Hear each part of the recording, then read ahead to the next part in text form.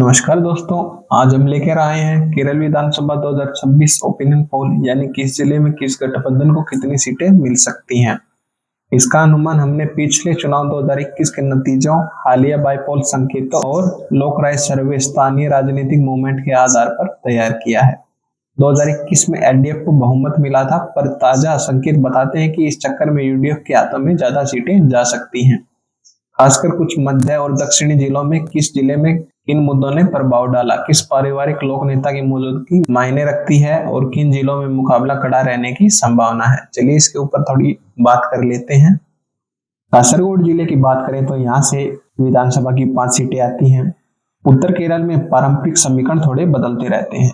स्थानीय मोर्चे पर नेता प्रभाव और सामुदायिक समीकरण मुस्लिम मलयाली अहम है। एनडीए को कुछ कस्बों में बढ़त दिख सकती है। ओपिनियन पोल की बात करें तो दोस्तों यूडीएफ को 2 सीटें, एलडीएफ को 2 और एनडीए को 1 सीट मिलने की संभावना है। कन्नौज जिले की बात करें तो यहाँ से विधानसभा की 11 सीटें आती हैं। कन्नौज में शुरू से ही एलडीएफ का प्रभाव रहा है, पर हाल के वर्षों में स्थानीय गतिशीलता, लोगों की नाराजगी और यूडीएफ की सक्रियता इसे झुकाव में बदल सकती है। ओपिनियन पोल के मुताबिक यूडीएफ को 6 सीटें, एलडीएफ को 4 सीटें और एनडीए को 1 सीट मिलने की संभावना है।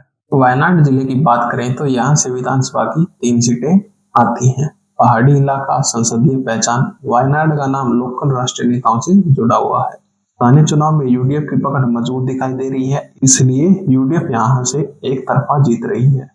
ओपिनियन पोल के मुताबिक यूडीएफ को यहाँ से 3 सीटें, एलडीएफ को 0 और एनडीए को 0 सीट मिलने की संभावना है।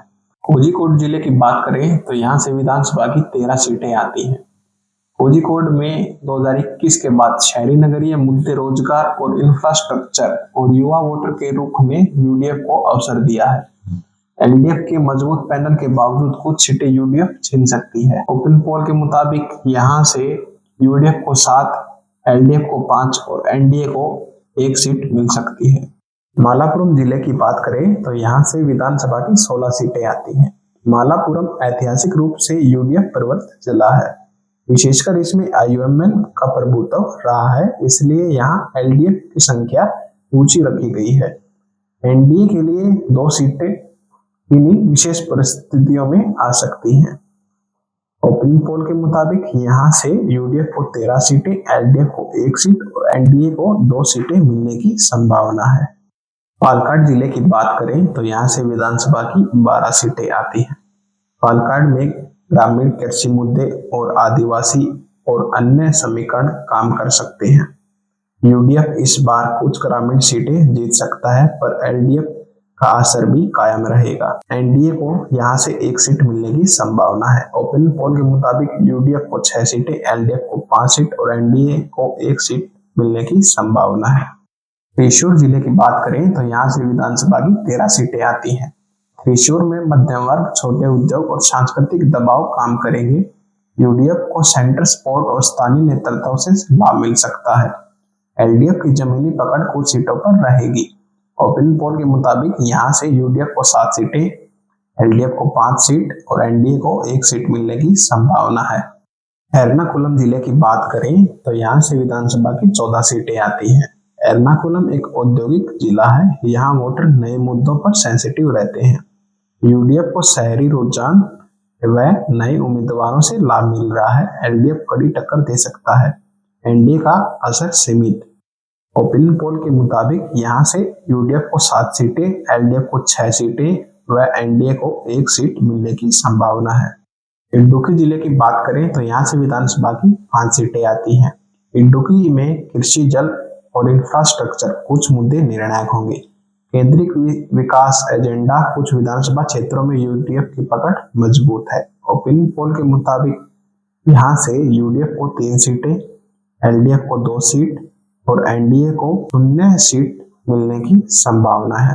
कोटायम जिले की बात करें तो यहाँ से विधानसभा की 9 सीटें आती हैं। कोटायम में ईसाई समुदाय का प्रभाव है। पत्रकारिता केंद्रित शहरी चेतना और स्थानीय समस्याएं चुनाव के परिणाम को प्रभावित कर सकती हैं। यूडीएफ का परफॉर्मेंस बेहतर दिख रहा है। ओपिनियन पोल के मुताबिक यहाँ से यूडीएफ को 5 सीटें, एलडीएफ को 3 सीटें और एनडीए को 1 सीट मिलने की संभावना है। अलकपुजा जिले की बात करें तो यहाँ से विधानसभा की 9 सीटें आती हैं। अलकपुजा में मतदाता पानी, कृषि और पर्यटन से जुड़े मुद्दों पर प्रतिक्रिया देते हैं। यूडीएफ ने यहाँ कुछ सीटें मजबूत की हैं, लेकिन एलडीएफ अभी भी मजबूत है। एनडीए का यहाँ कुछ खास असर नहीं दिख रहा। ओपिनियन पोल के मुताबिक यूडीएफ को 5 सीटें, एलडीएफ को 4 सीटें और एनडीए को 0 सीट मिलने की संभावना है। पथानमथिट्टा जिले की बात करें तो यहाँ से विधानसभा की 5 सीटें आती हैं। पथानमथिट्टा में पारंपरिक तौर पर कुछ धर्म संबंधी और ग्रामीण समीकरण काम करते हैं। यूडीएफ का हालांकि यहाँ असर बढ़ रहा है। ओपिनियन पोल के मुताबिक यूडीएफ को 3 सीटें, एलडीएफ को 2 सीटें और एनडीए को 0 सीट मिलने की संभावना है।